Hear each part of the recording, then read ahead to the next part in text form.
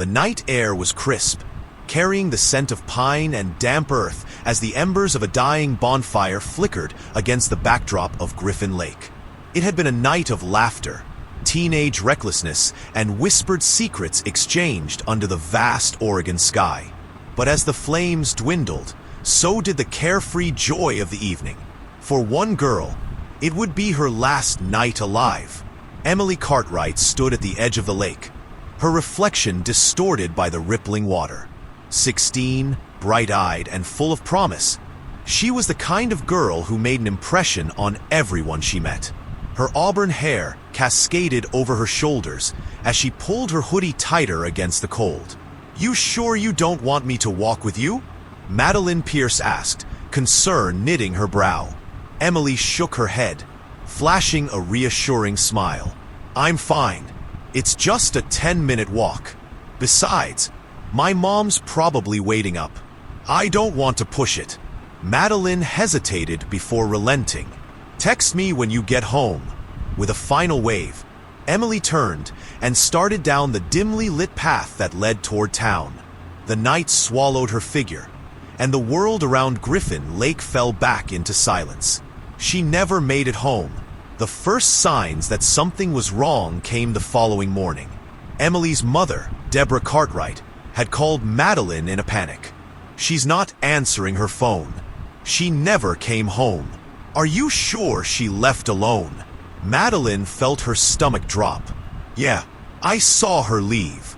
Within hours, word spread through the town like wildfire. Flyers were printed with Emily's face, stapled to telephone poles and storefronts. Volunteers combed through the dense woods, calling her name until their voices were hoarse. The police issued a missing person alert, though some of the officers seemed less urgent than they should have been. Sheriff Robert Grayson stood in front of the local news cameras, his expression unreadable. "At this time, we are treating Emily Cartwright's disappearance as an ongoing investigation. We urge anyone with information to come forward." But behind closed doors, whispers swirled. Ashmont was a small town, the kind where everyone knew everyone, and rumors spread faster than truth. And the rumors weren't good. 7 days later, the search came to a halt. 2 hikers had been cutting through the thick woods near Vesper Creek when they noticed something strange, a patch of disturbed earth, as though something had been buried in haste. The air smelled wrong, thick and putrid. Flies swarmed in unnatural clusters. One of them knelt, brushing away the loose dirt. And then they saw it. A hand, pale, lifeless, jutting out from the ground. Emily Cartwright's body was exhumed carefully, but the damage had already been done. She had been bound at the wrists, the rope still biting into her skin. Her face, once full of warmth and life, was unrecognizable, beaten beyond anything the town had ever seen before. The forensic report later confirmed what everyone had dreaded. She had been brutalized before she was murdered. The town stood still in the wake of the horror. Candles were lit in front of Emily's home. Flowers piled up outside her high school locker, and tears flowed freely as vigils were held in her name. But sorrow quickly turned to something else. Rage. This wasn't an accident. It wasn't a tragic case of a girl getting lost in the woods. This was murder. The town of Ashmont was no stranger to tragedy, but this murder was different. It wasn't a crime of passion. It wasn't random. It was calculated, deliberate evil. Suspicion fell on Ethan Grayson, a local recluse with a criminal record of assault and stalking young women. He had been seen near Griffin Lake that night, his truck parked near the edge of the woods. When questioned, his alibi was shaky at best. Yet, despite mounting evidence, fingerprints near the crime scene, Emily's hair found in his truck, police hesitated. Why? Rumors swirled that Grayson's older brother, Sheriff Robert Grayson, was burying evidence. Every lead, every testimony that pointed to Ethan, mysteriously vanished. Witnesses were threatened. Investigators pulled back. It seemed justice would remain out of reach. But the people of Ashmont were not willing to let Emily's murder go unanswered. If the system wouldn't serve justice, the town would. The first sign of the town's unrest was the fire. It started with Ethan's truck, found torched in an abandoned lot behind a gas station. Then, a brick shattered the window of the Grayson family home. A chilling message spray-painted on the walls: murderer. Tensions boiled over when Emily's parents, fueled by grief and rage, confronted Sheriff Grayson in the middle of the town square. The crowd grew. Voices rose. The once quiet town of Ashmont erupted in anger. They demanded justice.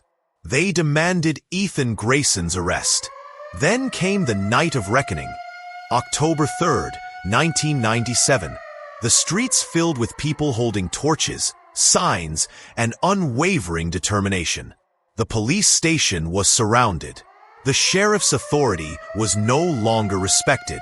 As the mob surged forward, Ethan Grayson made a desperate attempt to flee, but there was nowhere left to hide. Would they get the justice they sought? Or had they already crossed a line? Ethan was dragged from his hiding place. The crowd was wild, unrelenting. But before the town could take justice into its own hands, a gunshot rang through the night. Sheriff Robert Grayson. He had fired a warning shot into the air, his face ghostly pale. "Enough!" he shouted, his voice breaking under the weight of his own guilt. "I covered for him. I destroyed evidence. But I can't anymore." The crowd fell silent as the sheriff's confession spilled out. Ethan had done it. He had murdered Emily Cartwright. And worse, Sheriff Grayson had buried the truth to protect his own flesh and blood. The next morning, Ethan Grayson was arrested. The sheriff resigned in disgrace. Justice at last had been served, but not by the system, by the people. But was it truly justice? Or had the town become something else in its thirst for revenge? The Ashmont Rebellion was more than just a town demanding justice. It was a reckoning, a moment where people refused to be silenced by corruption. But it also left behind haunting questions. When the system fails, who delivers justice? And how far is too far? What would you have done if you were in Ashmont that night? Would you have stood with the crowd, demanding justice?